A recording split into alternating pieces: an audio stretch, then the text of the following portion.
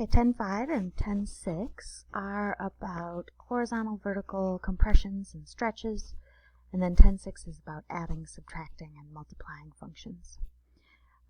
So in 10.5, we have to decide, first of all, is it vertical or horizontal? And then, is it a compression or stretch? The way you can tell whether it's vertical or horizontal, I think of it as horizontal is going to be attached to the x. So you're going to have a scale factor that is attached to the x. So for example, if you have f of 2x, where the only thing you've done is you've multiplied the x by 2. Everything else remains the same. Vertical is going to be if your entire function is multiplied. So, for example, if you have 2 times f of x, your entire function is multiplied. So that's the difference between vertical and horizontal. And then the confusing thing, of course, is that horizontal stretches are backwards, sort of. A vertical stretch, if you're multiplying by 2, that would be a stretch. If you're multiplying by a half, that would be a compression. And I think that that makes sense. So for vertical, if k is bigger than 1, that's a stretch. And if k is less than 1, that's a compression. Horizontal, just like with translations, feels backwards to me. For horizontal, a big K is a compression. So if K is greater than 1, that's a compression, and a little k is a stretch. So anyway, if we look at some examples, because I think examples are a pretty good way of learning. If I look at f is x minus 2 squared, I know that that's a parabola. I know that it opens upward and it's been shifted over 2. And here I'm going to take the entire function times 3. I'm multiplying all of f by 3. So since I'm multiplying the entire function, this is a vertical. I'm not just multiplying the x, I'm multiplying the entire function. And since 3 is bigger than 1, this would be a stretch.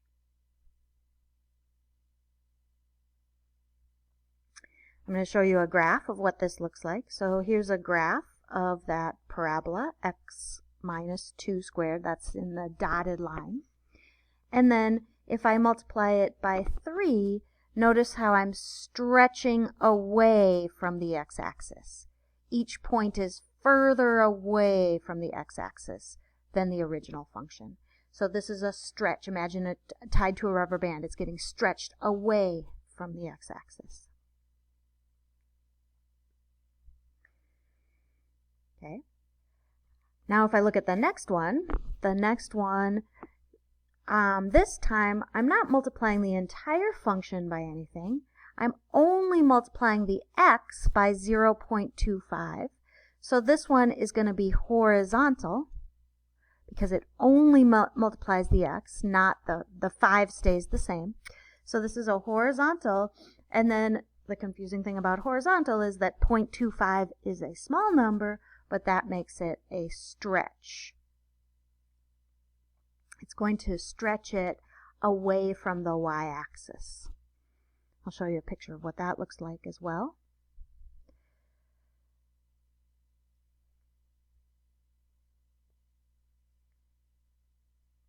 Oops.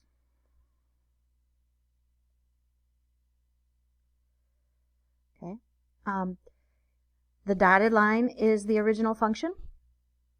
The blue line has been stretched away, in this case, because it's a horizontal stretch, away from the y-axis. That stretch moves it away from the y-axis. This time it's pulling further out. Horizontal stretch.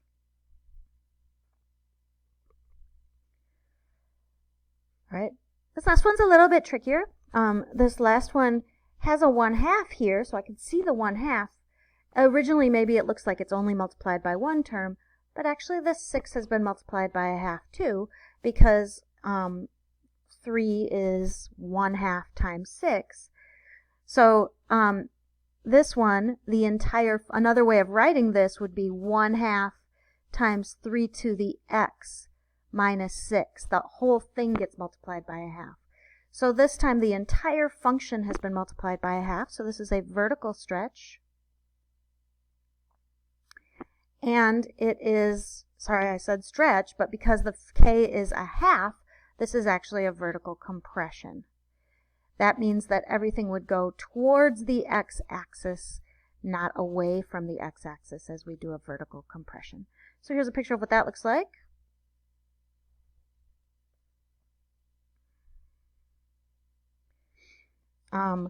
The original function is the dotted line.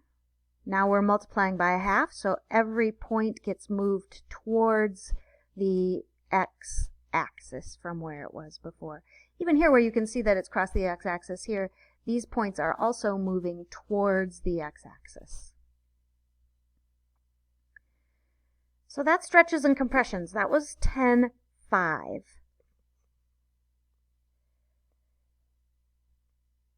10.6 asked you to be able to do 3 operations. You should be able to add. You should be able to multiply. I actually did these in the wrong order, but I'll change it. And you should be able to subtract your functions.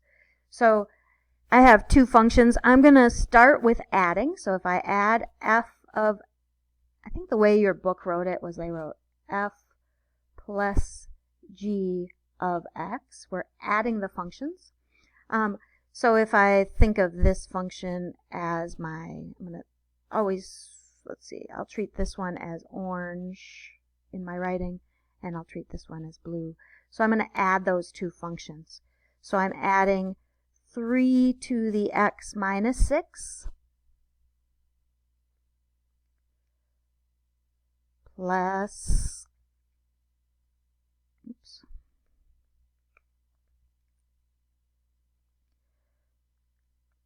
3 square root of x plus 9.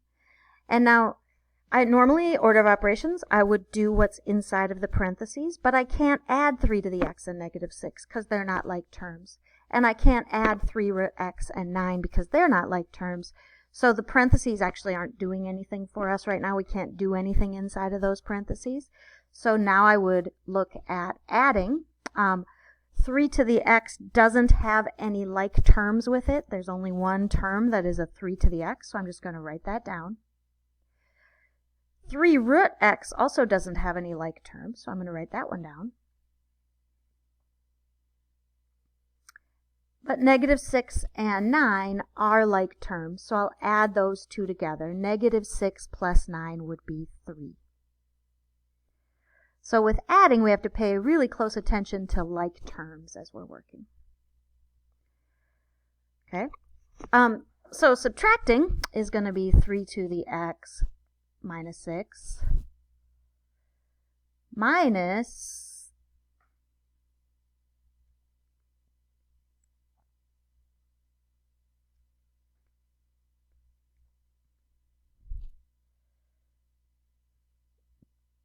3 root x plus 9. And with subtracting, we have to be really careful with our signs.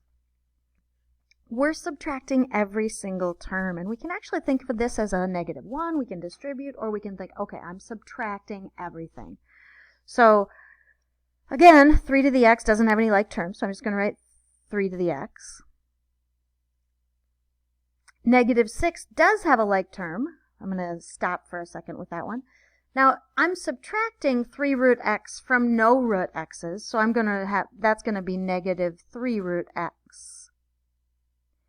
And then I'm subtracting negative 6 minus 9, so that would be negative 15, because when I do negative 6 minus 9, that gives me negative 15.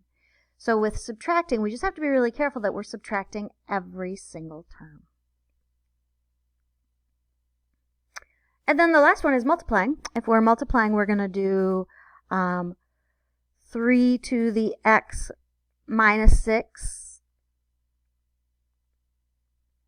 times 3 root x plus 9. And I would recommend that when you multiply, you go back to making the box. It's just easier to keep track of all of your terms if you make a box. So in my box, I'm going to have 3 to the x minus 6 on one side, and I'll have 3 root x plus 9 on the other side, and it doesn't really matter which goes on top and which goes on the side. If I multiply these two things together, they're not like terms, so I have 3 root x times 3 to the x, and I can't do that multiplication, so I just write it down. And then I have 9 times 3 to the x, and I can't do that multiplication, so I just write it down. And then here I have 3 times negative 6. Well, those are like, so I can write negative 18 and then root x. And then here I write negative 54 because 6 times 9 is 54. And that's kind of a mess, but I can just write it down. So I have 3 root x times 3 to the x minus 18 root x plus 9 times 3 to the x minus 54. But going back to our old method, we should be putting this in a box like we did when we were in chapter 7, and we should be combining like terms that way. This particular multiplication was not very pretty. I think your test would be a little bit more straightforward. All right. So that's a quick review of 10.5 and 10.6. Thanks so much.